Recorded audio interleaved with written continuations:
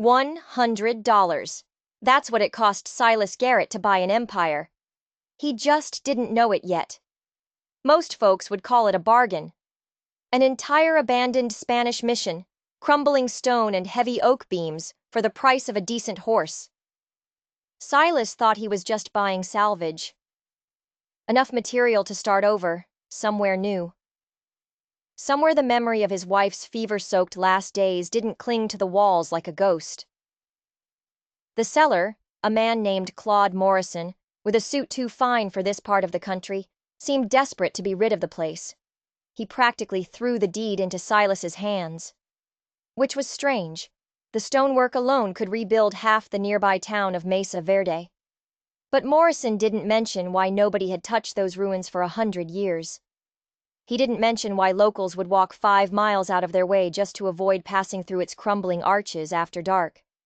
Silas found out why on his first morning. He found the hidden stairs leading down into absolute darkness. He found the heavy iron door at the bottom.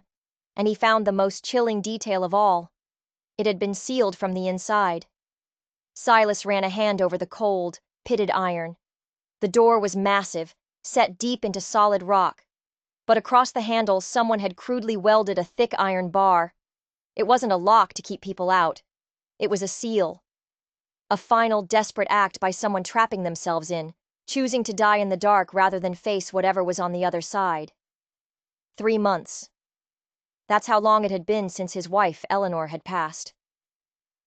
The fever had taken her slowly, leaving Silas with a mountain of debt and a house full of memories.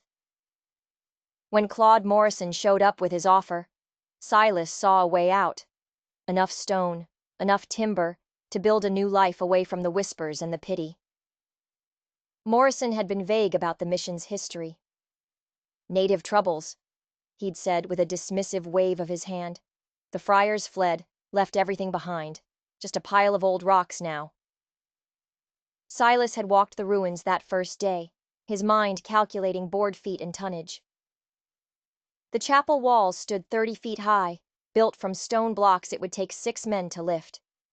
The oak beams in the collapsed roof were as thick as trees. The materials were worth 10 times what Morrison was asking. Too good to be true, Eleanor would have said. And she was usually right. He found the stairs by accident. A section of floor in what looked like a storage closet gave way under his weight, revealing the stone steps spiraling down. 20 steps down, he found a narrow corridor. The walls were lined with burial niches carved from the rock. Some still held bones wrapped in rotting cloth. At the end of the corridor was the iron door. A crude cross was scratched into its surface, the only mark. The welded bar across the handle told a story of pure terror. When the attack came, the friars had retreated down here. They sealed themselves in, choosing starvation and suffocation over the fate that awaited them above. It was a horrifying thought. But it also meant one thing. They died protecting something valuable enough to make that choice. He examined the welded bar. The work was crude, done in a hurry. But time had made the iron brittle. With the right tools, a good crowbar and a heavy sledgehammer, he could break that seal. He could find out what Spanish armies and generations of prospectors had missed. As he climbed back up the steps into the fading sunlight, a new feeling settled over him. Not just grief for his wife, but a heavy, thrilling sense of possibility. The friars hadn't died protecting an empty room, and tomorrow he would be the first person in a century to see what was inside.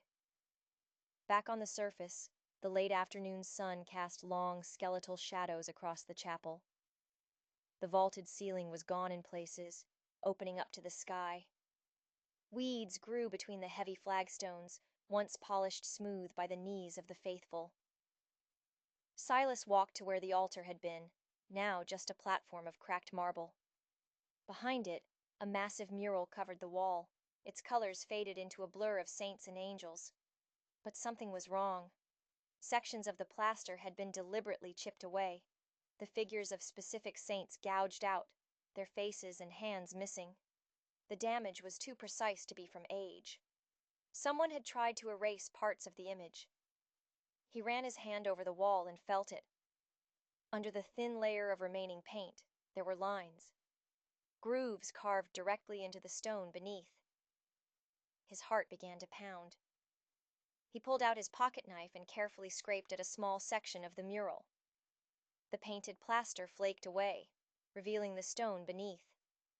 And on that stone was a symbol that had no place in a Christian chapel. It was a complex geometric pattern, almost like a star chart. He scraped away more.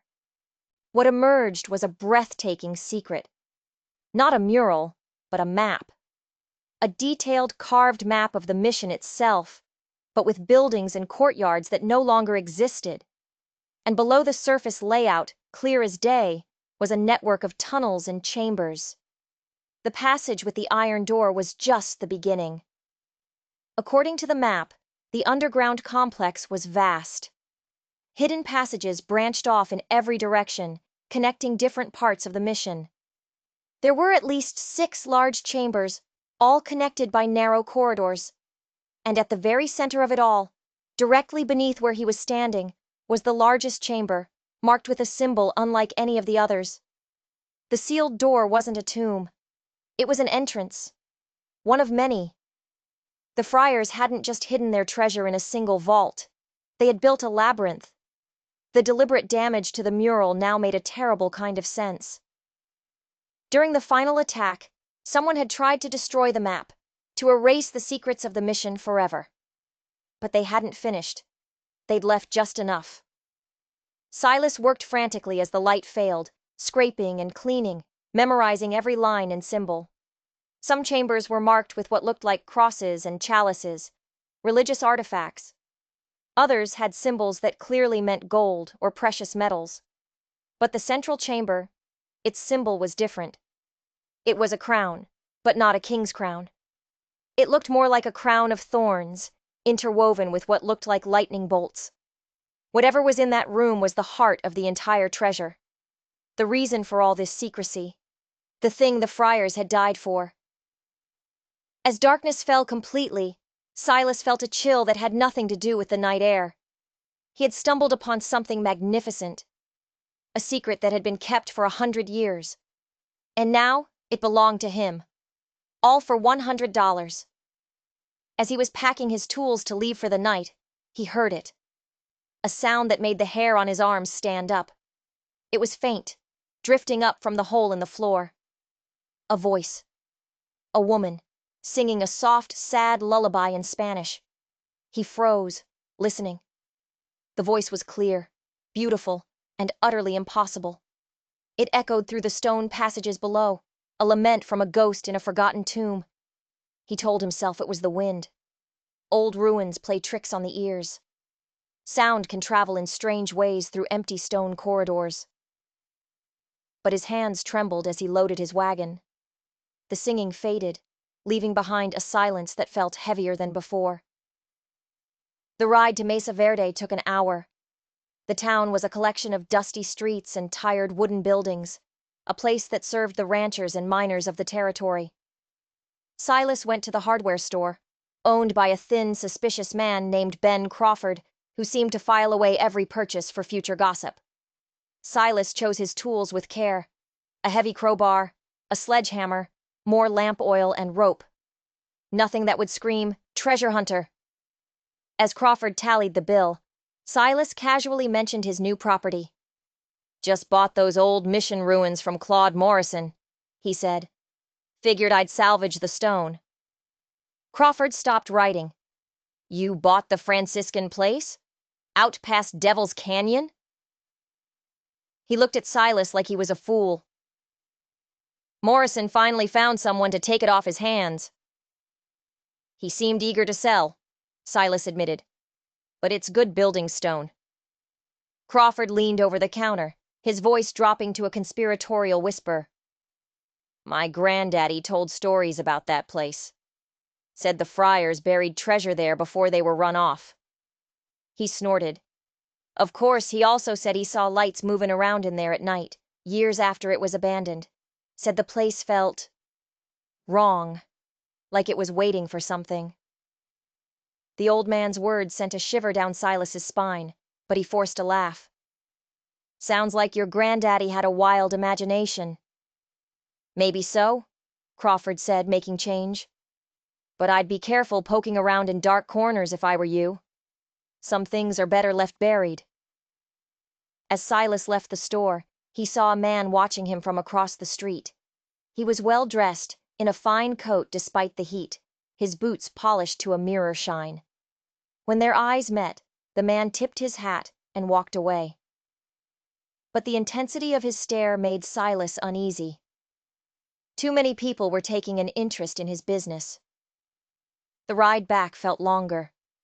Crawford's stories mixed with the memory of the singing. He told himself he was letting his imagination run wild. Other men had searched these ruins and found nothing but bird droppings and broken pottery. But what if they had missed the loose floorboard? What if they had never found the map? He reached the mission as the sun was setting. He lit a fresh lamp and descended into the earth, his new tools in hand. The underground corridor felt different now, alive with secrets. He stood before the iron door. He wedged the crowbar into a gap near the welded bar and struck it hard with the sledgehammer. The ancient iron groaned. He struck it again and again. On the fifth blow, the weld cracked with a sound like a pistol shot. The bar fell away. The handle turned with a shriek of protesting metal. The heavy door swung inward, releasing a wave of stale, cold air that smelled of dust and time. His lamplight cut through the darkness, and what he saw made him gasp. It was another corridor, wider than the first.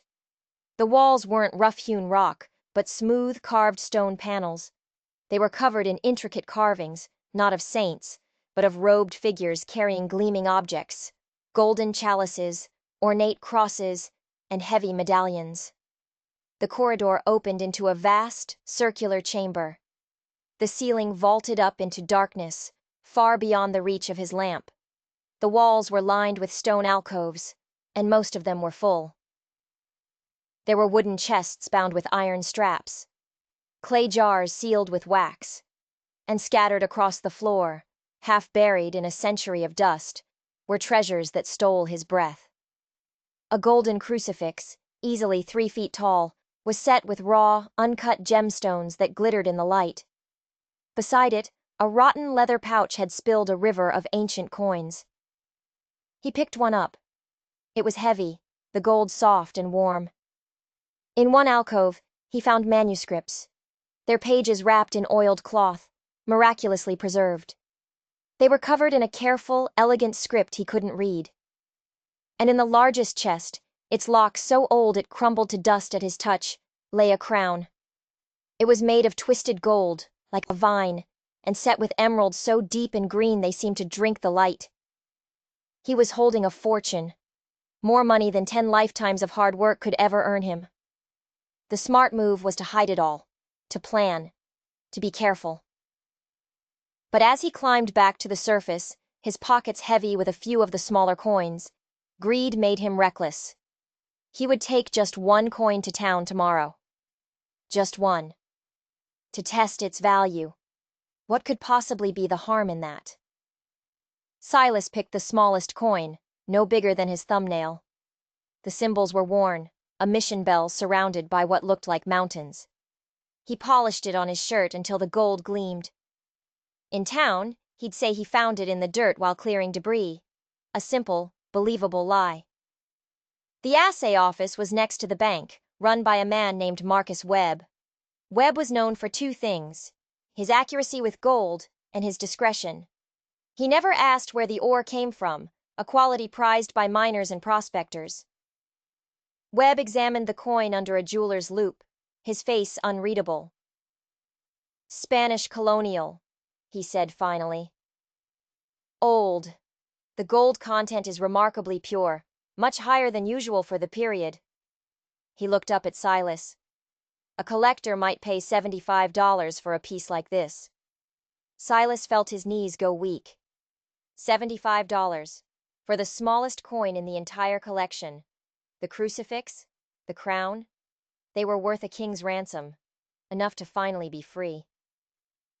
I'll take 50 for it now, Silas said, trying to keep his voice steady. Webb nodded and counted out the money. As Silas took the bills, Webb made a note in his large, leather-bound ledger. Standard practice, he explained, seeing Silas watch him. Territorial government likes to keep a record of rare finds, especially gold this pure. The scratch of Webb's pen on the paper sounded like a death sentence. It felt like a mistake, but it was too late to back out. Silas took the money and left, telling himself it was just one entry among thousands. It would be forgotten by lunchtime. He was wrong. Dead wrong. As he walked to his wagon, he heard two men talking outside the general store. Their voices carried on the still morning air. Heard Marcus Webb just bought an old Spanish coin, one of them said. Pure gold. Fellow who brought it in said he just found it lying around on some old property he bought. The other man, a stranger to Silas, leaned in. Spanish gold, you say? You don't just find coins like that. Where's this property? Silas ducked behind a water trough, his heart hammering against his ribs. Webb's discretion was a myth. The news was already out. A rumor like this, in a town starved for good fortune, would spread like a disease. By nightfall, everyone would know, and they would come looking. He should have left. He should have loaded his wagon and ridden out of the territory, never looking back. But the thought of the treasure, of that magnificent crown waiting in the dark, held him fast. It was his. He had found it, and he wasn't going to let it go. The ride back to the mission was torture. Every dust cloud on the horizon was a posse of riders. Every shadow held a thief, held an eye. By the time he reached the familiar crumbling walls, his shirt was soaked with sweat. He hadn't even unhitched his horse when the first visitor arrived. It was Claude Morrison. He stood by the chapel wall, running a hand over the ancient stone as if he owned it. Afternoon, Silas, Morrison said, his smile as sharp and thin as a razor. I hear you've been doing some redecorating. Finding more than just old rocks, I gather. Morrison was here. It hadn't even been 6 hours since the transaction in town. This wasn't just gossip. This was something else. I've been thinking about our deal, Morrison went on, his voice casual. $100. It seems I may have undervalued the property. I'm a fair man, Silas. I'm willing to renegotiate. The threat was veiled in politeness, but it was clear as glass. Morrison wanted the mission back, and he was not a man who asked nicely twice. Before Silas could respond, more horses. 3 riders this time. The man in the lead was broad and heavy, with a sheriff's badge pinned to his vest. The 2 men with him had the cold, dead eyes of hired guns. Sheriff Brennan, the man said, dismounting. Got a report about historical artifacts being found on this land. Anything of value found in this territory is subject to government claim. He stared hard at Silas. You been finding Spanish treasure, Garrett?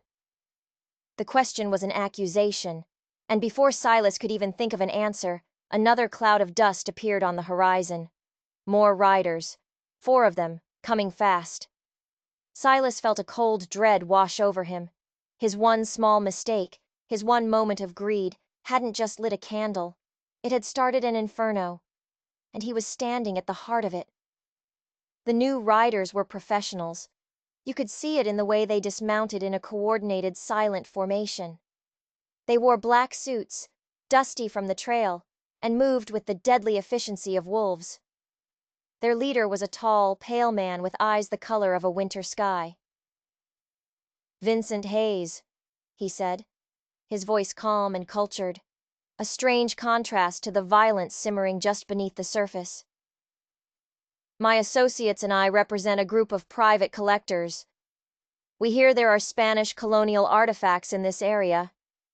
We pay top dollar for authentic pieces. He wasn't asking. He was informing. Sheriff Brennan bristled, his authority clearly challenged. Now hold on, Hayes. This is an official investigation. All artifacts are government property until proven otherwise. Hayes gave a thin, humorless smile. Of course, Sheriff. Though I'm sure Mr. Morrison has his own legal theories about the matter. After all, he was the original owner. Silas was trapped in the middle of a three-way standoff: the landowner, the law, and the outlaws. Each of them wanted the same thing, and they were all looking at him. He knew they would use whatever means necessary to get it: legal tricks, corrupt laws, or cold, hard steel.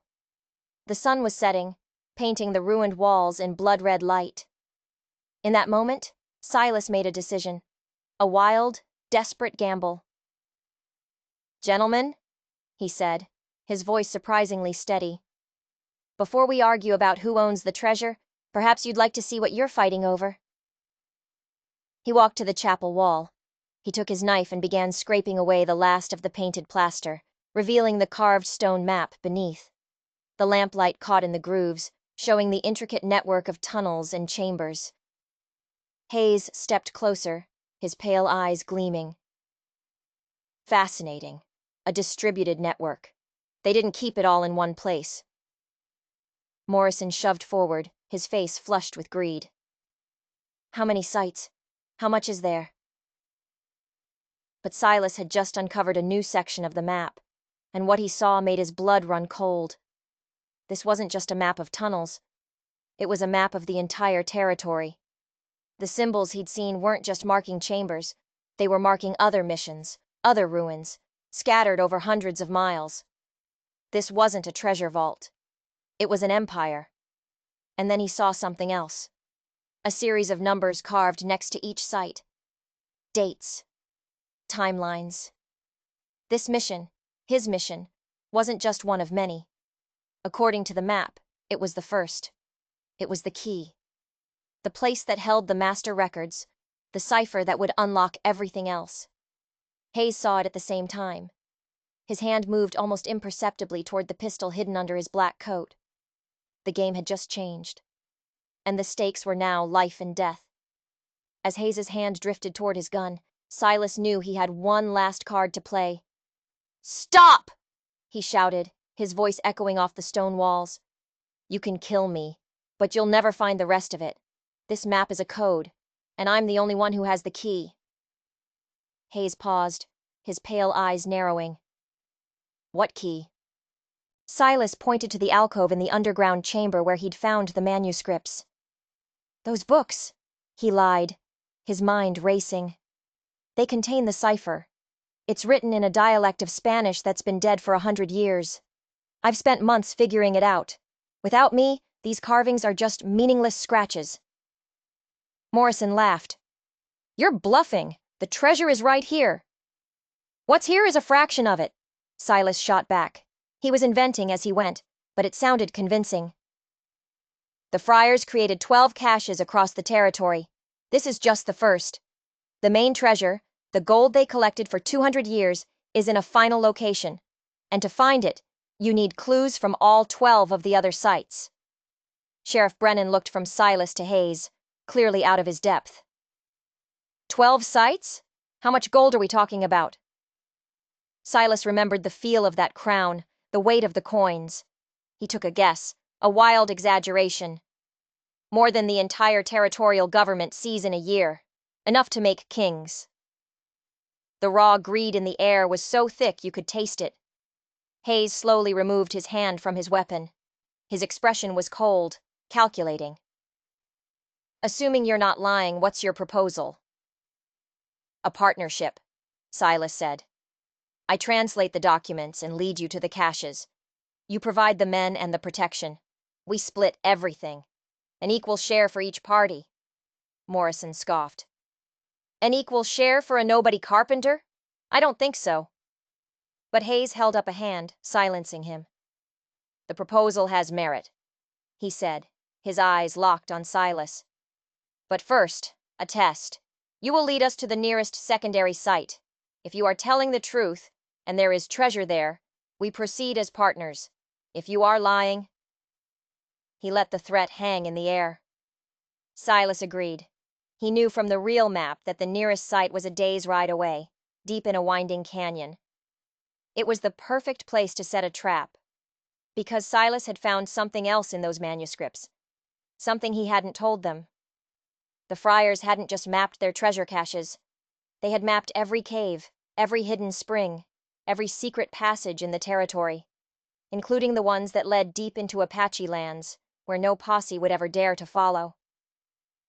3 days later, they made camp in Devil's Canyon. The horses were heavy with the contents of the second cache, silver bars and religious icons. His new partners were drunk on their success, celebrating their new alliance. In the pre-dawn darkness, Silas slipped away. He had memorized the real maps. He knew the paths. He had left enough silver behind to keep them busy fighting over it for a week. By the time they realized he was gone, he was 50 miles away, riding toward a mountain range that held secrets far more valuable than gold. He had bought a pile of rocks for $100, stumbled into a secret war, and outsmarted the most dangerous men in the territory. He had bought himself an empire, and now he was going to claim it. If you enjoyed this story of high-stakes survival and hidden history, don't forget to hit that subscribe button and ring the notification bell. You won't want to miss what happens next, because sometimes the greatest treasures are the stories themselves. What do you think Silas will find at the end of his journey? Let us know in the comments below.